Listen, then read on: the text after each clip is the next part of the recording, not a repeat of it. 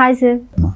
Sir ఇప్పుడు అమరావతిలో invest చేయాలి అనుకునే వాళ్ళు ఏ ప్లేస్లో ఇన్వెస్ట్ చేస్తే బెస్ట్ అంటారు? ఐదర్ వైజాగ్లో చేస్తే బెస్ట్ అంటారా, లేకపోతే అమరావతి అంటారా, హైదరాబాద్ అంటారా? ఎందుకు ఇన్వెస్ట్ చేయాలి అంటారు? నేను చాలాసార్లు ఈ క్వశ్చన్కి ఆన్సర్ పాత డైలాగ్ అయిపోతుంది. నువ్వు ఏదైనా బట్టల షాప్కి వెళ్ళి ఏ బట్టలు బాగుంటాయి, స్వీట్ షాప్కి వెళ్ళి ఏ స్వీట్ బాగుంటుంది, బేకరీకి వెళ్ళి ఏ బిస్కెట్ ఏం చెప్తాడమ్మా? అన్నీ బాగుంటాయని చెప్తాడు. ఇప్పుడు బయర్స్ కూడా అలాగే కన్ఫ్యూజ్లో ఉన్నారు కదా సార్, అన్నీ డెవలప్ అయ్యే ప్లేసెసే. సో దేంట్లో పెట్టాలి అన్న ఒక కన్ఫ్యూజన్ అయితే అందరిలో ఉంది. ఇందులో చాలా burning question, valid $1 million question చెప్తాను. ఎందుకంటే ప్రతి బయ్యర్ మనసులో అదే ఆందోళన చెందుతున్నారు. ఎందుకంటే ఒక్కొక్క మీడియా, ఒక్కొక్క ఛానల్, ఒక్కొక్క యూట్యూబ్ ఛానల్ రకరకాలుగా దాన్ని వర్ణిస్తున్నారు. ఎప్పుడు కూడా గుర్తుపెట్టుకుంటే ఒక గవర్నమెంట్ నడుస్తుంటే గవర్నమెంట్ ఎగ్నెస్ట్గా కొంతమంది ఉంటారు, గవర్నమెంట్ ప్రోగా ఉంటారు. మనం రియాలిటీ చెక్ చేసుకొని తీసుకోవాలి. సో మీరు అడిగిన ప్రశ్న మూడిట్లో కూడా ఇన్వెస్ట్ చేసుకోవచ్చు. ఓకే. ఎందుకంటే భూమి మీద ఇన్వెస్ట్మెంట్ పెట్టిన వాళ్ళు ఎవరు పాడవలేదు. ఎందుకు? భూమాతలో పెట్టేవాడికి పేషెన్స్ ఉండాలి. నేను స్టాండర్డ్ ఒక డైలాగ్ చెప్తాను. భూమి మీద అంటే రియల్ ఎస్టేట్ బిల్డర్గా కానీ, ఇన్వెస్టర్గా కానీ, ఏజెంట్గా కానీ ఒకవేళ ఆ ఫీల్డ్లో ఇన్వెస్ట్ చేయాలన్నా, మీరు పని చేయాలన్నా మీకు భూమాత అంత పేషెన్స్ ఉండాలి, ఆకాశం అంత ఆశ ఉండాలి. ఓకే. ఆ ఆశ ఎప్పుడైతే అత్యాశ లెవెల్కి వెళ్తుందో చీటింగ్ మొదలవుతుంది. ఎందుకంటే ఆశతో మనం ఆగిపోం. ఎగ్జాంపుల్, ఒక ఆయనకి సైకిల్ ఉండేది అనుకోండి, సైకిల్ తర్వాత టీవీఎస్ కొనుక్కుంటాడు, లేకపోతే లోనా అని ఉండేది, లోనా తర్వాత టీవీఎస్ కొనుక్కుంటే బజాజ్ చేతక్ పోతే హీరో హోండా స్ప్లెండర్, ఇంకా హై స్పీడ్ వెహికల్ ఏదో వస్తుంది. దాని తర్వాత మారుతి 800 కారు, లేకపోతే నానో కారుతో మారుతి 800, దాని తర్వాత సి సెగ్మెంట్, తర్వాత BMW, దాని తర్వాత బెంజ్. ఇంకా దానికి లిమిటే లేదు. ఒక కారు రాగానే ఎప్పుడూ హ్యాపీ అవ్వం. నాకు అర్థమైందా? ఇంకా కొనాలి. సో మంచిదే. బట్ మన స్థామత ఏంటి, మన లెవెల్ ఏంటి, మన ఫ్యామిలీ కెపాసిటీ ఏంటి, మన ఎర్నింగ్స్ ఏంటి, దాని మీద మనం డిసైడ్ చేసుకోవాలి. ఇక్కడ ఏమైందంటే వైజాగ్ వరకు మీరు అడిగారు కదా, వైజాగ్ అనేది స్టేబుల్ ప్లేస్ అండి. రాజకీయాలతో నిమిత్తం లేకుండా అది ఎప్పుడు కూడా కాన్స్టెంట్గా కన్సిస్టెంట్గా పెరుగుతూనే ఉంది. ఎక్కడ కూడా మీకు రియల్ ఎస్టేట్లో రేట్లు పడిపోయాయి అనేది ఒక మెయిన్. అమరావతిలో ఒక లాస్ట్ 5 years దౌర్భాగ్య స్థితి అంటే మనం వెనక్కి వెళ్ళిపోయి అప్పుడున్న సెకండ్ టర్మ్లో ఉన్న సీఎం కరెక్ట్గా మనం ఫోకస్ చేయక సంక్షేమ పథకాల మీద ఎక్కువ ఫోకస్ చేసి ఇక్కడ కొద్ది నెగ్లెక్షన్ జరిగింది. అందుకని గవర్నమెంట్ ఓటర్స్ రిజల్ట్స్ చూపించారు ఏంటనేది. కాకపోతే వైజాగ్లో ఆ ప్రాబ్లం లేదమ్మా. ఈ సిబిఎన్ గారు ఉన్నప్పుడు, యునైటెడ్ అయిపోయినప్పుడు, జగన్ గారు ఉన్నప్పుడు కూడా వైజాగ్లో ఎప్పుడు కూడా 19-20 का ఫరక్ అంటాం. జస్ట్ ఒక మైనర్ డిఫరెన్స్ తప్ప మేజర్ డిఫరెన్స్ ఎప్పుడు రాలేదు. దానివల్ల ఎందుకంటే వైజాగ్లో మీకు తెలిసే ఉండాలి. వైజాగ్ అంటే మీకు ఏం తెలుసు, ఏమైనా తెలుసా? వైజాగ్ అంటే బీచ్ తెలుసు, కైలాసగిరి, జగదాంబ సెంటర్ అంటారు మెయిన్ సినిమాలు. Vizag is known for Jagadamba centre. RK beach also correct. Rishikonda. మీకు తెలియని చాలా ఉన్నాయి. సీ టు ఎయిర్ అన్నీ ఉన్నాయి. హైదరాబాద్లో లేని విషయాలు కూడా వైజాగ్లో ఉన్నాయి.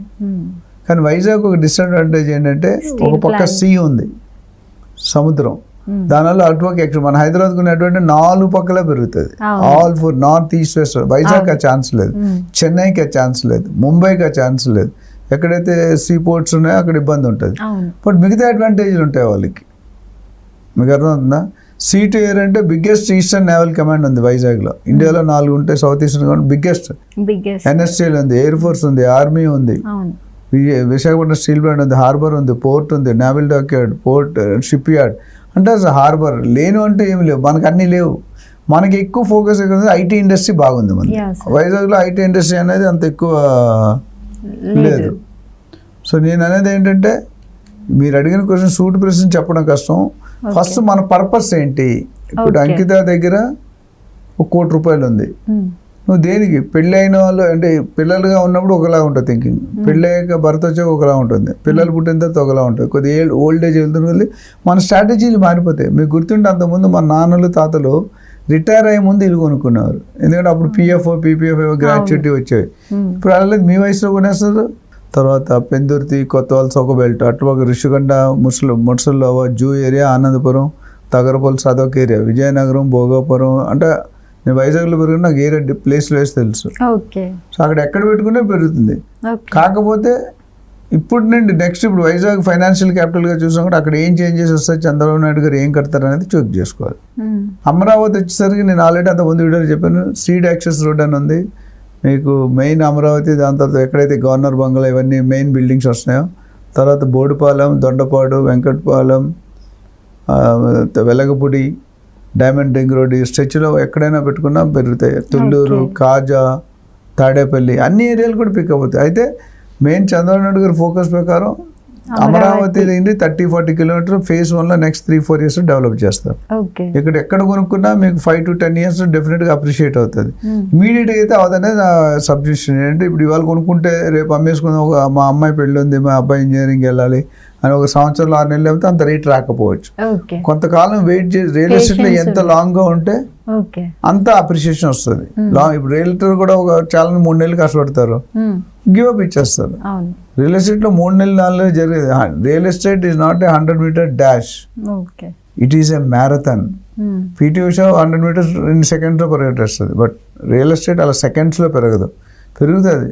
ఒక గ్యారంటీ ఏంటంటే, మీరు నిద్రపోతున్నప్పుడు కూడా ఆస్తులు పెరిగాయంటే రియల్ ఎస్టేట్. మిగతా దాంట్లో కూడా పెరుగుతుంది, తక్కువ పర్సంటేజ్.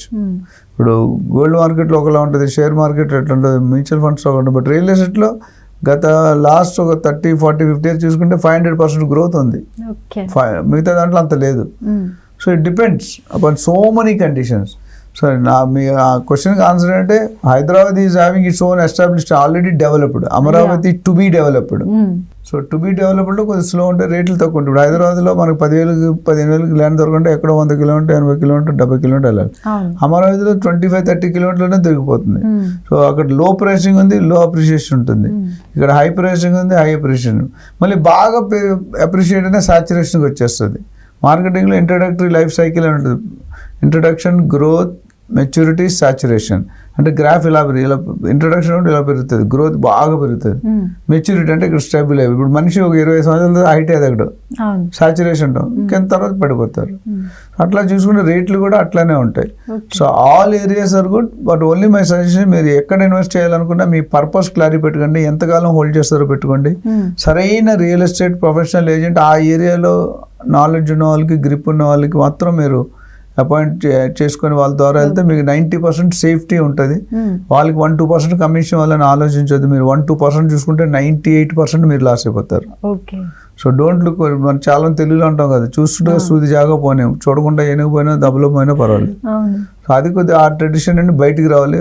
చాలా మంది ఏమంటే రియల్ ఎస్టేట్ ఏజెంట్స్ చీట్ చేస్తారు. ఎస్, మనం చీట్ అవుతా ఉంటే చీట్ చేస్తారు. లంచం తీసుకునేవాడు తప్పు, అది ఇచ్చేవాడు తప్పు. సో మనం జాగ్రత్తగా ఉంటే మంచి ఏజెంట్ అపాయింట్ చేసుకుంటే వాళ్ళు చేరాలి. ఎక్కడో 10లో 100కి కూడా ఒకడు ఉంటాడు, అది ఓకే. బట్ వాళ్ళు లేకుండా మంచి వాళ్ళని అపాయింట్ చేసుకోండి. ప్లస్ అడ్వైస్ కావాలంటే మాలాంటి కన్సల్టెంట్స్ ఉన్నారు, చాలా మంది ఉన్నారు మార్కెట్లో. వాళ్ళని అప్రోచ్ చేయండి, they will try to help you. So దీని మీద ఇంకేమైనా వివరణ కావాలంటే దే కెన్ కాల్ us.